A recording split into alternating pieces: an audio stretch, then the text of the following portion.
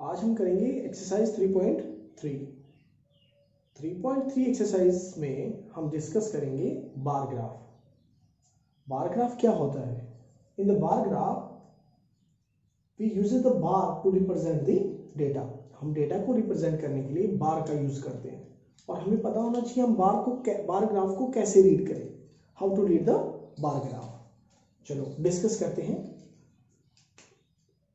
For example, ये हमारे पास कोई एक बार ग्राफ है जिसके अंदर कुछ डेटा गिवन है इन बार्स की फॉर्म में।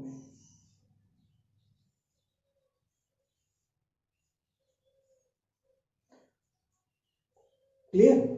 अब हमारे पास जो ये डेटा है, ये जो डेटा है ये इन बार की फॉर्म में है। हमें दो, एक हॉरिजॉन्टल लाइन और एक वर्टिकल लाइन, दो लाइंस हमें विजिबल है। इन दोनों लाइंस के लिए हमारे पास डेटा गिवन होगा। फॉर एग्जाम्पल, यहां हमारे पास किसी स्टूडेंट्स के डिफरेंट सब्जेक्ट्स में नंबर गिवन है। उसके मैथ्स में कितने मार्क्स आए, साइंस में कितने मार्क्स आए, हिंदी में कितने मार्क्स आए और एसएस में, सोशल साइंस में कितने मार्क्स आए, ये हमने डिस्क्राइब कर दिए।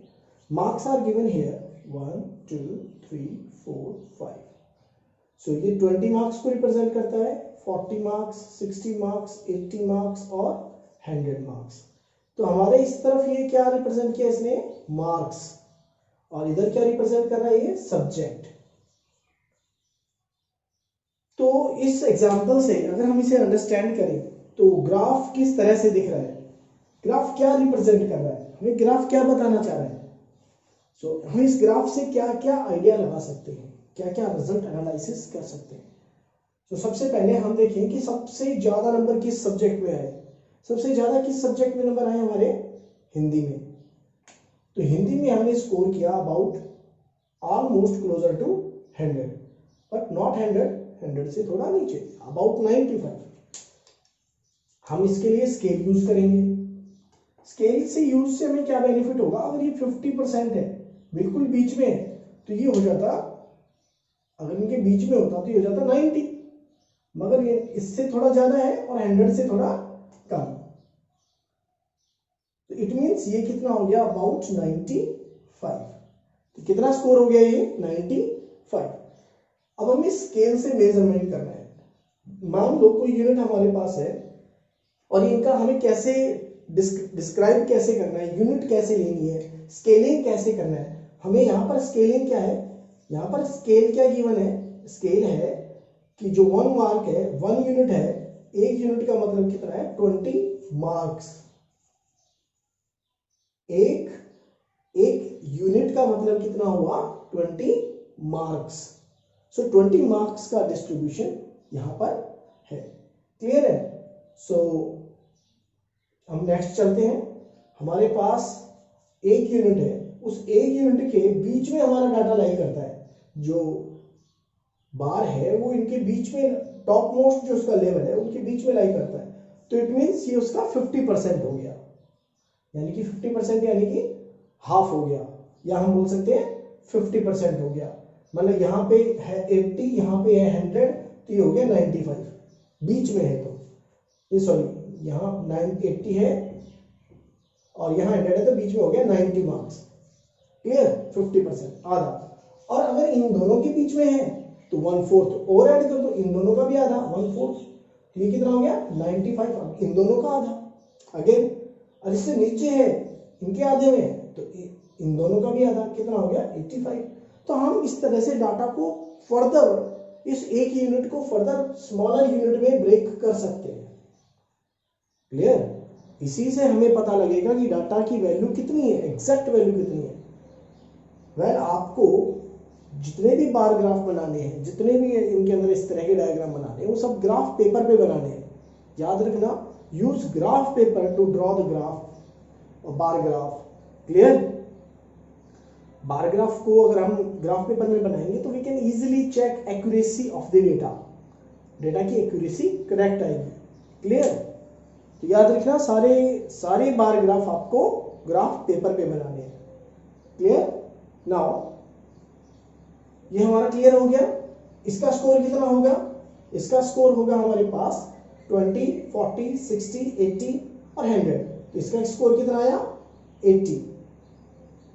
80 से पहले थोड़ा कम है यहाँ 70, 75, so about 75, just less than, तो 75। यहाँ पर एग्जैक्टली 40। इस सब्जेक्ट में एसएस में कितना स्कोर है about exactly 20। So these are the score in the different subjects by the students. So come to the question number 1. अब हम इन्हें एनालाइज भी करना आना चाहिए, ठीक है। अब हम क्वेश्चन नंबर 1 में बात करते हैं। इन द क्वेश्चन नंबर 1,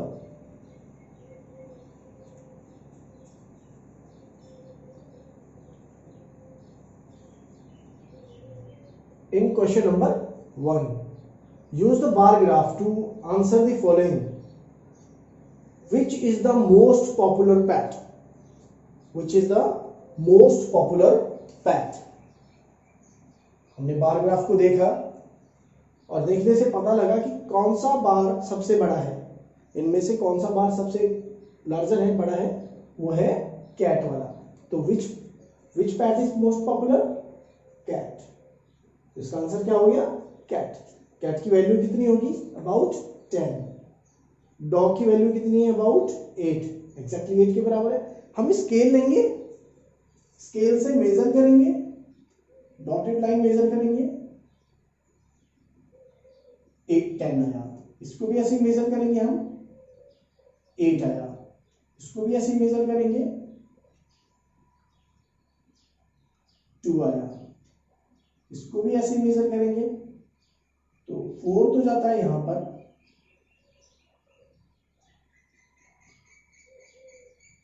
और 5 जाता है एग्जैक्टली इसके पास, तो 4 वाला हटा देते हैं। इसमें एग्जैक्टली कितना जाएगा? लगभग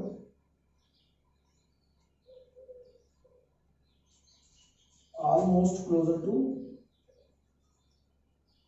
3, 5। इसकी यूनिट हो गई 2। तो सबकी वैल्यूज हमने यहां से मेजर की ग्राफ में। अब हमें आंसर देने में इजीनेस रहेगी, आराम से आंसर दे सकते हैं। चलिए, which is the most popular? अब इनमें से सबसे ज्यादा पॉपुलर कौन है? 10 सबसे ज्यादा है, तो कैट आंसर हो गया। How many students have the dog as a pet? कितने लोगों के पास डॉग एज ए पेट है? आंसर क्या हो गया? 8। आंसर क्या हो गया? 8। Clear? Now come to question number 2। अब हमने बार ग्राफ को रीड करना सीख लिया है। अब हम इजीली बना सकते हैं कि बार ग्राफ कैसे बताता है। तो रीड द बार ग्राफ, आपको फिर से रीड करना है। And which shows the number of the book sold by the book store during 5 consecutive years. So लगातार 5 साल में जितने भी बुक सोल्ड बिकी हैं, उनका डाटा हमारे पास बार ग्राफ के रूप में गिवन है। क्लियर? सो बार ग्राफ में गिवन है तो उसको एनालाइज कीजिए और इन आंसर्स को दीजिए, इन क्वेश्चंस का आंसर दीजिए। How can we answer these questions? Now question number 1, about how many books were sold in 1989, 1990, 1992। भाई 1989 में कितनी बुक सोल्ड हुई? 1989 में कितनी बुक सोल्ड हुई? Let us check. हमारे पास यहां पर स्केल क्या है? यहां स्केल है, स्केल क्या है? 1 unit is equal to 100 books. और हमने इसमें और क्या कन्वर्जन किया है? ये जो 1 यूनिट है या 100 बुक्स का जो हमने लिया है, ये हमने स्केल पर कितना लिया है? 1 सेंटीमीटर। नहीं, हमारा 1 सेंटीमीटर या 1 इस स्केल के हिसाब से मैंने 1 इंचेस लिया है। इस स्केल के हिसाब से मैंने लिया है 1 इंचेस। भाई बोर्ड थोड़ा बड़ा होता है, आप 1 सेंटीमीटर भी ले सकते हो। हमने लिया है 1 इंच। क्लियर? सो 1 इंच का इसमें क्या है? Exactly separation. यहां से 1 inch complete, second inch, so we can measure it easily. Now in 1989 जब हम इसको पैरेलल एक लाइन ड्रॉ करते हैं तो ये कहाँ में मीट हो रही है हमारे पास, इस पॉइंट पर। अब हमने क्या किया, ईच एंड एवरी यूनिट को भी 5 सब यूनिट में डिवाइड किया। कितने यूनिट्स में, 5 यूनिट्स में। सो इसका 1/5 पोर्शन, 2/5, 3/5, 4/5 एंड ये complete 1 unit. Clear? So now it is easier to analyse the data. Now come to the point. हमने यहां से मेजर किया तो एक यूनिट इसका सब यूनिट कितना बनाएगा, 20 पार्ट। इसका एक सब यूनिट जो बनाएगा वो कितना होगा, 20th पार्ट, 1/5 पार्ट। तो 20 मार्क्स को शो करेगा, 1/5 part and it shows the 20 marks. So 100 marks तो 100 बुक्स तो यहां तक हो चुका था, तो 20 प्लस करेंगे, 120 बुक, 120 प्लस 20, 140, 160, 180। सो ये अबाउट 180 बुक्स हो गया। अबाउट कितना आया, 180 बुक्स। भाई 200 से थोड़ा सा नीचे है, ठीक है। नेक्स्ट हम इसमें देखेंगे in 1990, in the second 1990 we are saying that जो इसका बार ग्राफ है it is closer to 500 and just below then upper portion. जो हमने इसके 5 पार्ट किए तो ये 4th पार्ट से थोड़ा नीचे है, 1st, 2nd, 3rd, 4th, 4 part से थोड़ा नीचे है। 4 पार्ट क्या होगा, 480 पे चला जाएगा, तो 480 से थोड़ा नीचे है और 460 से ज्यादा है, so it's closer to 475। Now come to the 1992 के अंदर जो डेटा है it is just about the 200। ये 200 से थोड़ा सा ऊपर जा रहा है, ठीक है, जस्ट अबाउट द 220, 225 के आसपास। So it is equal to closer to 225। तो इसका जो number of book sold in 1992 में कितनी आएंगी, 225 के अराउंड लगभग।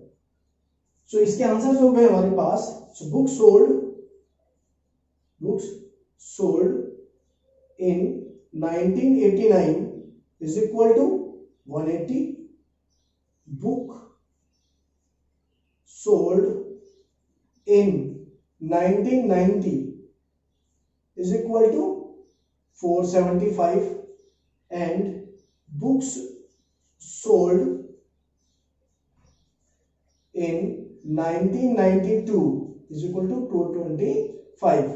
तो हमने तीनों की वैल्यूज निकाली। Clear? Now come to the second part. अब इसके सेकेंड पार्ट में क्या गिवन है, in which year about 475 books were sold. पहला पार्ट है 475 जो बुक्स है वो कौन से ईयर में सोल्ड हुई। तो यहां चलते हैं हम 475 पे। सो 475 इट इज क्लोजर टू 500। सो 500 की लाइन के क्लोजर कौन सी लाइन आ रही है हमारी, विच लाइन, कौन सा बार हमारे पास आ रहा है क्लोजर, 90 वाला, 1990 वाला। सो हम कह सकते हैं, we can say in 1990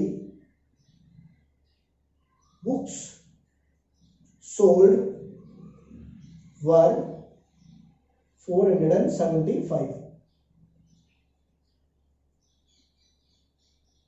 and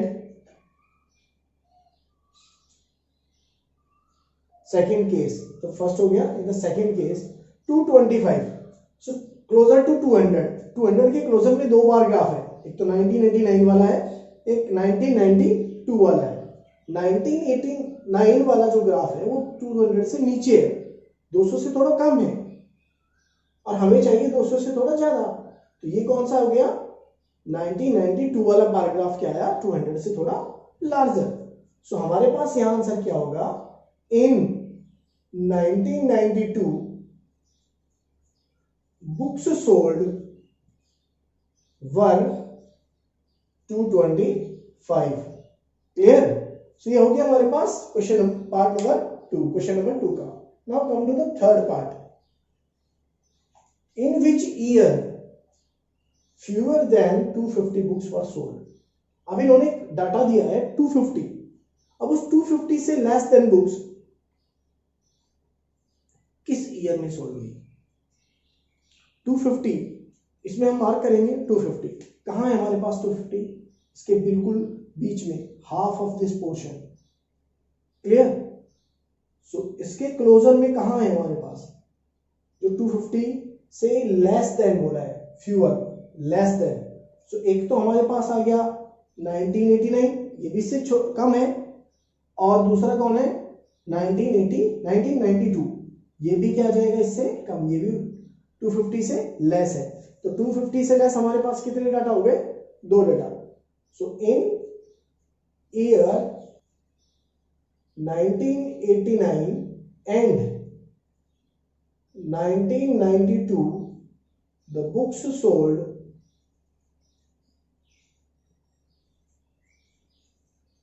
were less than और fewer than, जैसे भी आपको ठीक लगे, less than 250, clear। now come to the question part number 4. Can you explain how would you estimate the number of books sold in 1989? जो हमने 180 निकाला है, क्या आप इसे एक्सप्लेन कर सकते हैं, हमने कैसे निकाला है। देखो हमने इसको सिंपली एनालाइज किया ग्राफ को और फिर निकाला है, बट फिर भी how, so how to estimate it. तो हमने क्या लिया, 1 इंच को 1 इंच लिया हुआ है, 1 यूनिट को 1 इंच लिया है, तो हमें ये एक्सप्लेनेशन देना है यहाँ पर। We have to explain each and everything जो हमने यहाँ पे काम किया है। चलो इसका एक्सप्लेनेशन देखते हैं। इसमें हमें क्या लिखना है, एज वी हैव टेकन कितना है, 1 unit is equal to 1 inch is equal to 100 books.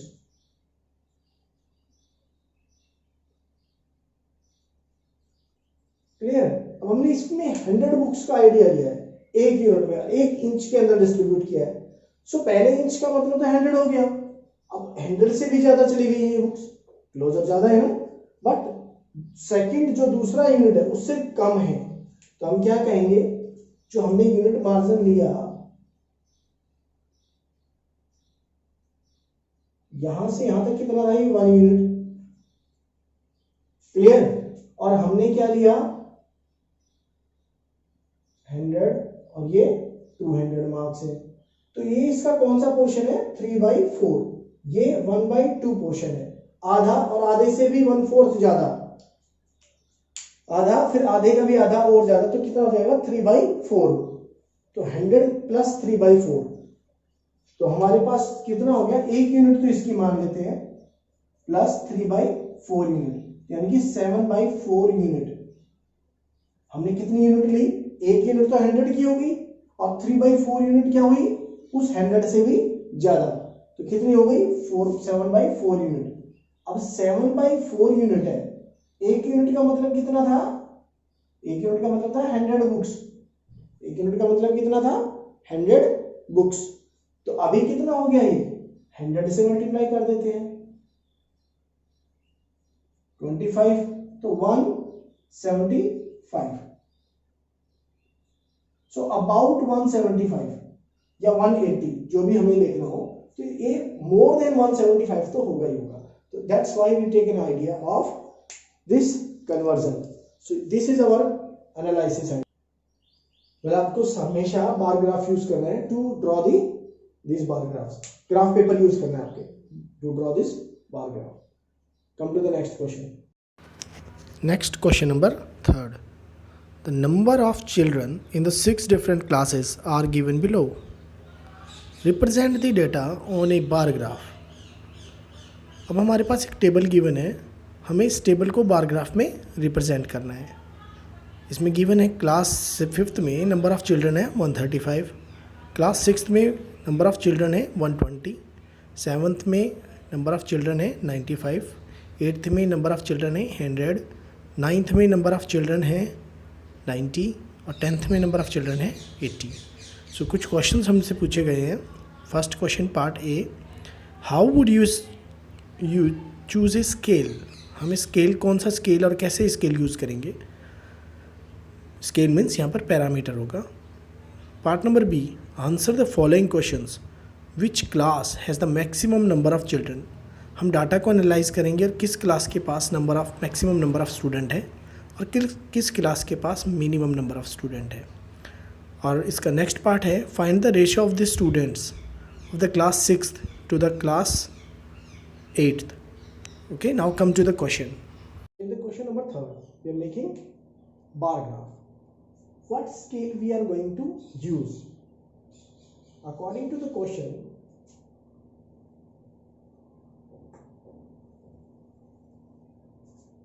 what we have given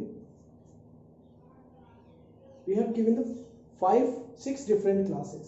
So class 5th, class 6th, class 7th, class 8th, class 9th and class 10th. हमारे पास 6 different classes हैं, इनका data हमें represent करना. तो इस side हमारे पास क्या हो गई, ये class, this will represent class. And the number of the students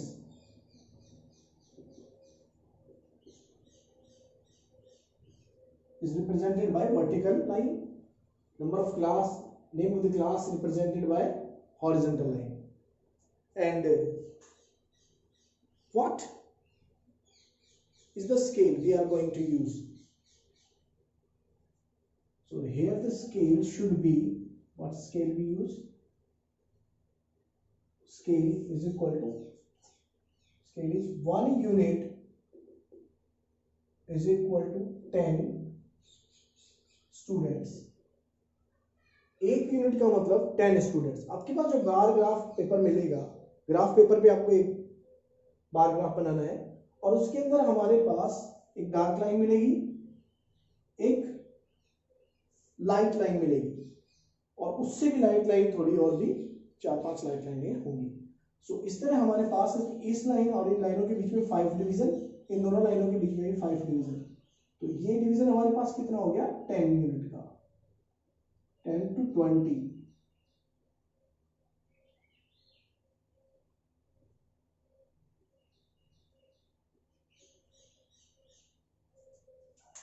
हम 1 यूनिट का डिवीजन मान लेते हैं 10 पे. यूनिट कन्वर्जन थोड़ा छोटा कर देते हैं.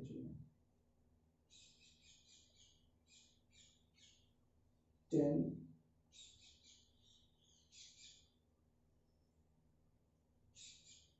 20, 30, 40, 50, 60, 70,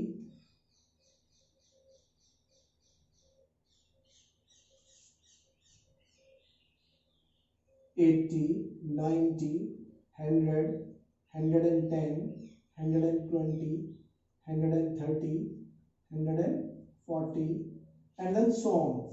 आप कितना भी बड़ा ग्राफ आप इसको ले जा सकते हैं, पर हमें मैक्सिमम डाटा चाहिए क्लास के अंदर. 5th क्लास में 135. सो 135 इसमें कवर हो सकता है. हम क्या ड्रॉ करेंगे, अब यहाँ पर एक बार ग्राफ ड्रॉ करेंगे, एक line parallel to vertical line, इस लाइन के पैरेलल लाइन ड्रॉ करेंगे जो 135 के इक्वल होगा, यानी कि इन दोनों के मिड पॉइंट में. So this will represent class 5th और इसका डाटा कितना है, 135. क्लियर. सिमिलरली क्लास 6th के लिए हमारे पास कितना डाटा गिवन है, 6th के लिए 120. तो 6th के लिए 120 डाटा गिवन है. 120 कहां पर है हमारे पास,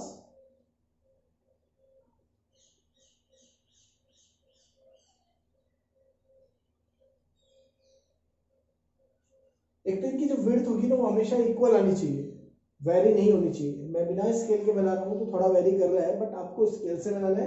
इनकी विड्थ, इनकी आपस में डिस्टेंस हर यूनिट की सबकी सेम होनी चाहिए. Clear. Now question for the class 7th. Class 7th के लिए हमारे पास 95 नंबर ऑफ स्टूडेंट्स हैं. सो 95 का हो गया 100 और 90 के बीच में.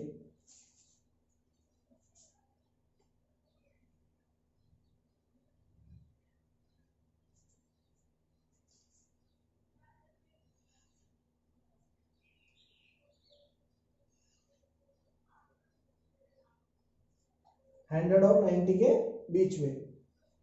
नाउ क्लास 8th क्लास में कितना डाटा गिवन है? 8th क्लास में 100 स्टूडेंट्स। सो 8th क्लास के लिए हम 100 के पास जाएंगे।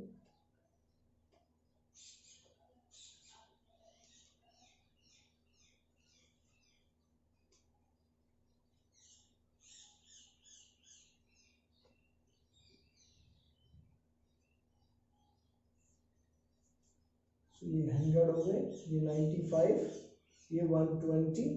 Now for the class 9th class में हमारे पास नंबर ऑफ स्टूडेंट्स है 90। सो अब हमें 90 स्टूडेंट्स को ड्रॉ करना है। सो 90 लेंगे,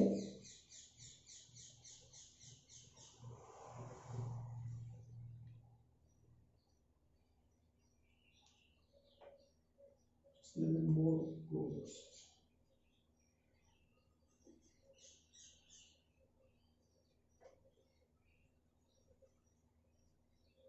नाइन्टी और 8th के लिए है 80।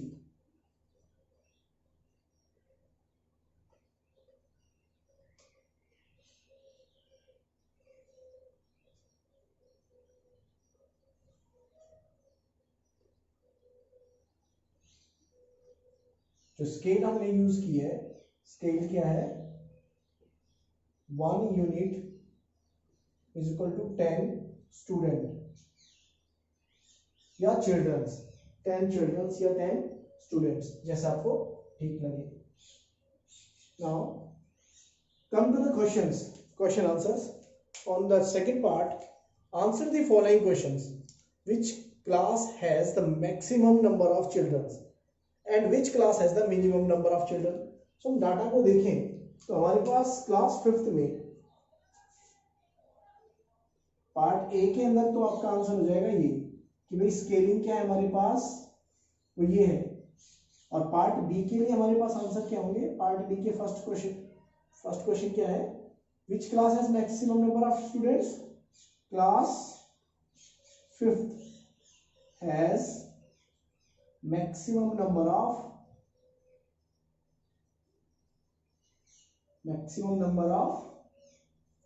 स्टूडेंट या चिल्ड्रन, जो भी गिवन है आप लिख दो, maximum number of children.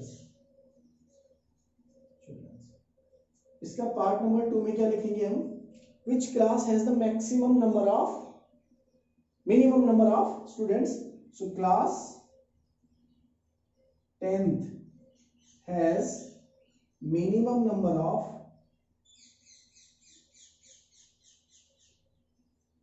students। Clear है? सो ये हमारे पास आ गया दोनों डिफरेंट क्लासेस का। Clear? Now come to the question number, now next question, next part. So in which class has been the maximum, and also find the ratio of the students of 6th class to the 8th class। अब हमें इनका ratio भी निकालना है। सो इसका second part ये है, we have to find the ratio of the students of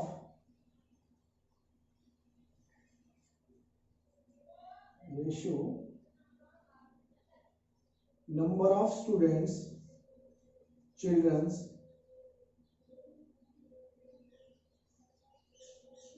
number of children's of 6th class to the number of children's